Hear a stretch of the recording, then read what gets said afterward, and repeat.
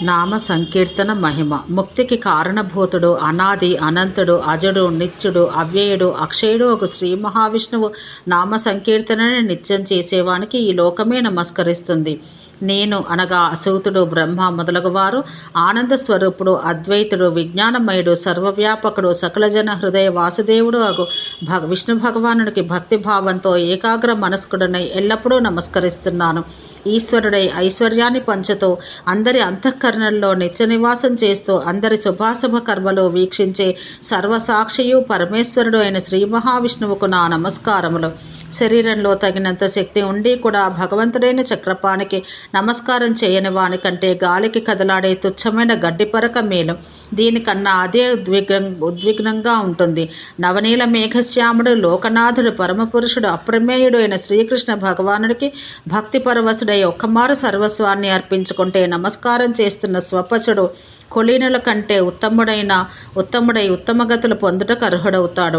100 యజ్ఞాలు చేసినా దక్కని ఫలం నేలపై పడి శ్రీకృష్ణునికి భక్తి అశ్రువులు పొంగుతుండగా సాక్షాత్ దండ ప్రణామం ఒక్కసారి చేస్తేనే దక్కుతుంది. ఈ సాష్టాంగ ప్రణామమే సంసార ప్రళయ జలాల్లో మనగని నావలాగా నిలబడి కృష్ణ భక్తిని కాపాడుతుంది, ముక్తిని ప్రసాదిస్తుంది. నమో నారాయణాయ మంత్రస్మరణం ఎంతో సులభం. దాన్నలా ఏ పని చేస్తున్నా ఏ పని చేయకున్నా శ్వాసతో బాటుగా స్మరిస్తే చాలు. ఇక్కడ అన్ని సుఖాలు, అక్కడ స్వర్గ సుఖాలు లభిస్తాయి. అయినా ప్రజలు మూర్ఖులై ఈ మంత్రాన్ని విస్మరించి నరకానికి పోతున్నారు. విష్ణు మహిమను గానం చెయ్యాలంటే 1000 ముఖాలైనా చాలవు. 2000 నాలుకలున్న శేషుడే ఎంత గానం చేసినా స్వామి మహిమలో సహస్రాంశం కూడా చెప్పలేకపోయాడు. వ్యాసాది మహానుభావులే ఆయన లీలలను అనితర సాధ్యంగా చెప్పి కూడా పూర్తిగా చెప్పలేకపోతున్నారు. కాబట్టి ఆయన దయ ఎంత గొప్పదంటే తనను ఒక్కమారార్తిగా భక్తితో పిలిచినా వచ్చి రక్షిస్తాడు. పులి పంజాలో చిక్కుకోబోతూ చివరి క్షణంలో ఆ పులి శరాఘాతం వల్ల కూలిపోతే రక్షించబడ్డ లేడివలే కోరికల వెంట పరుగులు తీసి అలసి అజ్ఞానపు తెరలు తొలగి చివరి క్షణంలో కృష్ణుని శరణగోరినవాడు రక్షించబడతాడు. తనను తన పరివారాన్ని కూడా మోక్షం వైపు నడిపించగలుగుతాడు. కలలో కూడా శ్రీకృష్ణ నామస్మరణ చేస్తూనే ఉండే మనుషుని పూర్వ అక్షయ పాపరాశి అంతా వినష్టమవుతుంది. హే కృష్ణ, హే అచ్యుత, హే అనంత, హే వాసుదేవా నీకు నమస్కారం అని ఆయన ఎలుగెత్తి పిలిచి నమస్కారం చేసేవాడు యమపురికి పోలేడు. పాసముల చేతపట్టి పనికి బయలుదేరుతున్న తన కింకర్లతో యముడిలా అంటాడట: దూతలారా, మీరు మధుసూదనుడైన మహావిష్ణు భక్తుల జోలికి పోకండి. నేను అన్యజీవుల పాపుల గుంపుకే స్వామిని, వారినే శిక్షించగలను. మీరు వారినే కొనిరాగలరు. విష్ణు భక్తులకు స్వామి విష్ణువే. వారి మరణానంతర జీవనాన్ని ఆయనే చూసుకుంటాడు. నామ సంకీర్తన వల్ల కలిగే సుఖం ముందు స్వర్గ సుఖం తుచ్చంగా ఉంటుంది. పైగా అది అనిత్యం, క్షయశీలం. శ్రీకృష్ణ ధామం దాకా గల మార్గంలో కృష్ణదేవ లగ్న చిత్తుడైన వానికి ఏకైక పాధేయం శ్రీకృష్ణ నామ సంకీర్తనమే.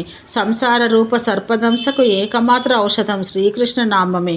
ఈ వైష్ణవ మంత్రం జపించిన వారికి ముక్తి సులభమవుతుంది. పాధేయం పుండరీకాక్ష నామ సంకీర్తనం హరేహే సంసార సర్ప సందష్ట విషచేష్ట్రైక భేషజం.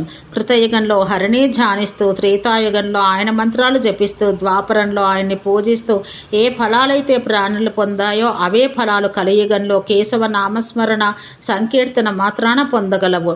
ఝాయన్ కృతే జపన్ మంత్రైస్త్రేతాయం ద్వాపరేర్చయన్ యదాప్నోతి తదాప్నోతి కలవు సంస్కృత్య కేశవం.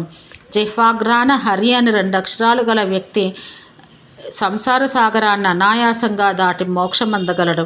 జిహ్వాగ్రే వర్తతే యస్య హరిరిత్యక్షరద్వయం సంసార సాగరం తీర్థ్వాస గచ్చేద్వైష్ణవం పదం. అనేక పాపాలు తెలుసో తెలియకో చేసిన వారు వాటి నుండి ముక్తులై పరిశుద్ధులు కావాలంటే హరినామస్మరణే మార్గం. నారాయణ స్తవనం, గుణకీర్తనలు నిండిన కథలు వినడంలో నిమగ్నుడైన వ్యక్తిని ఈ సంసారంలో ఏదీ బాధించలేదు. కలలో కూడా అతడి లోకాన్ని వరించడు. విజ్ఞాత దుష్కృతి సహస్రమావృతోపి శ్రేయః పరంతు పరిశుద్ధమభీప్సమావహ స్వప్నాంతరే నహి పునశ్చ భవం సపశ్యే నారాయణ స్తుతి కథా పరమో మనుష్యః. ఓం శాంతి శాంతి శాంతి.